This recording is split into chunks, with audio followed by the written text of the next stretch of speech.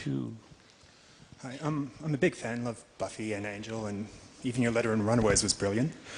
But on the downside, I'm also a Christian, so I've always wanted to ask you what you've got against me as such. Well,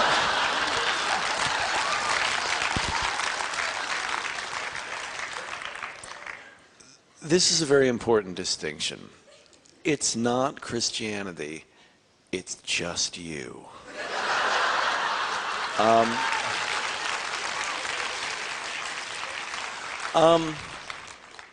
I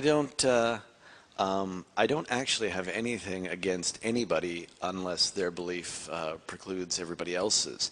I am an atheist and an absurdist and have been for many, many years. I've actually taken a huge amount of flack for that. People who have faith tend to think that people who don't have a belief system, and they don't care if they make fun of them. It's actually very difficult. Atheists are, as a group, not really recognized by the American public as people to be taken seriously. This does not mean that I rail against religion. However, the meaning of life and the meaning of what we do with our lives is something that's extremely important to me. I have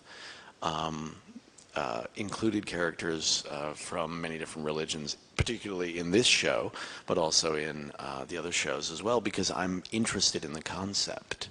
I think faith is an extraordinary thing. I'd like to have some, but I don't, and that's just how that works.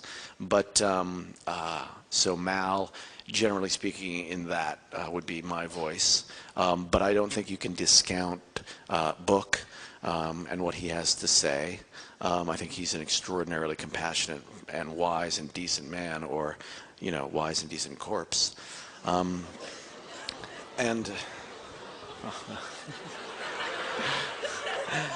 So when did you lose the audience? Well, it's a funny story. You know, there's one other thing I would mention, which is from Angel, actually. One of the few times that I really got to sort of say exactly what I think about the world was in the second season of Angel, in episode 16, when he'd gone all dark, because he does that, and then he was getting better, and he basically decided that, you know, the world, he'd been told the world is meaningless, nothing matters, and he said, you know, well, then this is my statement, nothing matters, so the only thing that matters is what we do, which is what I believe. I believe that the only reality is how we treat each other. That morality comes from the absence of any grander scheme, not from the presence of any grander scheme. But then the next thing that somebody says to him is, well, you know, you burst into my apartment without being invited, which a vampire can't do, which is like a little miracle. And I just sort of let that hang. I said the thing I believed in most, and then I contradicted it right away. Because ultimately it's the confluence or the conflict of those ideas that's actually really interesting. So the answer is nothing unless you got something against me.